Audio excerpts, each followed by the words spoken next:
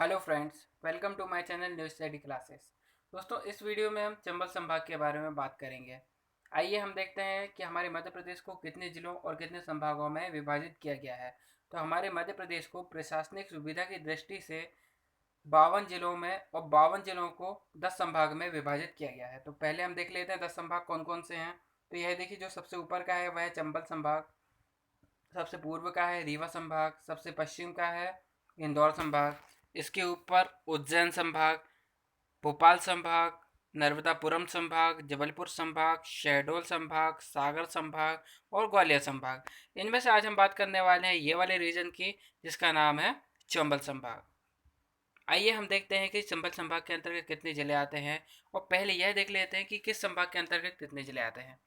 इंदौर संभाग के अंतर्गत 8 जिले आते हैं। इंदौर, धार, झाबुआ, खंडवा, खरगोन, बड़वानी, बुरहानपुर और अलीराजपुर। इसके बाद में भोपाल संभाग के अंतर्गत 5 जिले आते हैं। भोपाल, सीहोर, रायसेन, राजगढ़ और विदिशा।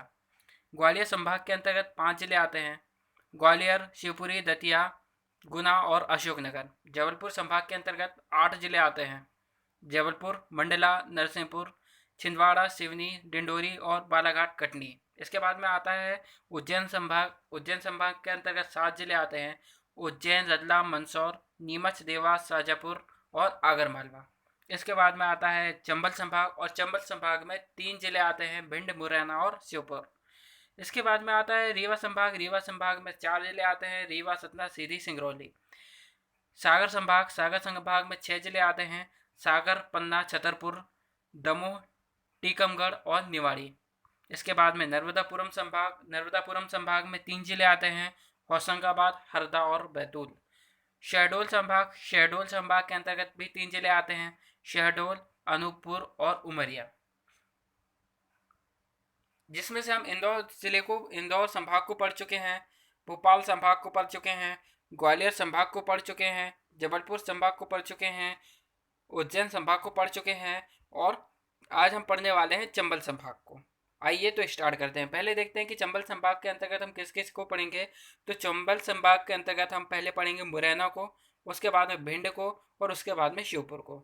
आइए पहले हम देखते हैं भिंड जिला। जो भिंड डिस्ट्रिक्ट है वह बागियों का गढ़ या फिर डकैतों की भूमि के नाम से जानी जाती है। क्यों जानी जाती है? क्योंकि यहाँ पर चंबल नदी बहती है और चंबल नदी ने सबसे ज़्यादा यहाँ पर अपरदन करके रखा हुआ है। तो यहाँ पर जो डाकू हैं वो इन गड्ढों में छुप जाते हैं और पुलिस को दिखाई नहीं देते हैं। इस कारण से इस जिले को बागियों का गढ़ या फिर डकैतों की भूमि भी कहा जाता है। सबसे कम लिंगानुपात यहीं पर है।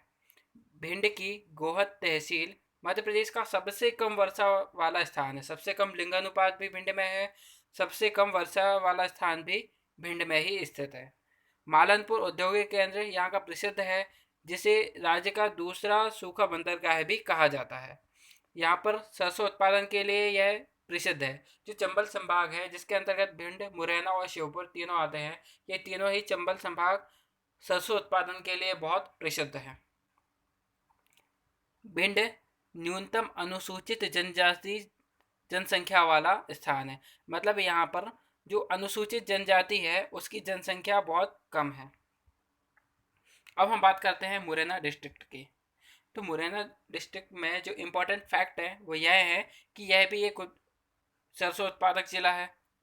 यहाँ पर जो चंबल नदी बहती है, चंबल नदी पर चंबल घड़ियाल परियोजना चल रही है, और इस परियोजना के अंतर्गत घड़ियालों का संरक्षण किया जा रहा है और साथ ही डॉल्फिनों का भी संरक्षण किया जा रहा है।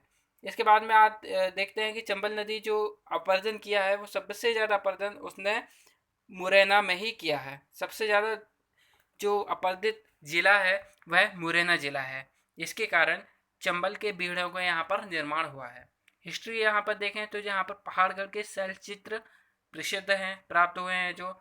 और प्रमुख संस्थान देखें तो यहीं पर मध्य प्रदेश का एक प्रमुख औद्योगिक केंद्र बामौर है, जहां 1921 में राज्य की पहली cement factory ACC cement factory स्थापित की गई थी। अब हम बात करते हैं इसके थर्ड जिले की, श्योपुर जिले की। तो श्योपुर जिले को 1998 में मुरैना से अलग करके जिला बनाया गया था। श्योपुर भी एक जिला नहीं था, इससे पहले एक तहसील था। 1998 में इसे एक जिला बनाया गया। यहाँ मध्य प्रदेश की अति पिछड़ी जो जनजाति है, सहारिया जनजाति, वह यहाँ पर निवास करती है। श्योपुर काष्ठ कला के लिए विख्यात है और यहाँ पर काष्ठ खिलौने भी बनाए जाते हैं, तो यह काष्ठ खिलौने के लिए भी विख्यात है। पालपुर कुनु अभ्यारण्य यहीं पर है, जहाँ पर गुजरात के गिर जो अभ्यारण्य है वहाँ से बब्बर शेरों को यहाँ पर स्थानांतरित करने की परियोजना चलाई जा रही है। तो दोस्तों, आपको हमारा यह लेक्चर कैसा लगा? यदि आपको हमारा वीडियो अच्छा लगा है तो हमारे वीडियो को लाइक कीजिए, सब्सक्राइब कीजिए और उन सभी दोस्तों के साथ में शेयर कीजिए जिन्हें इस वीडियो की आवश्यकता है, और कमेंट्स करके बताइए कि आपको हमारा यह वीडियो कैसा लगा। धन्यवाद।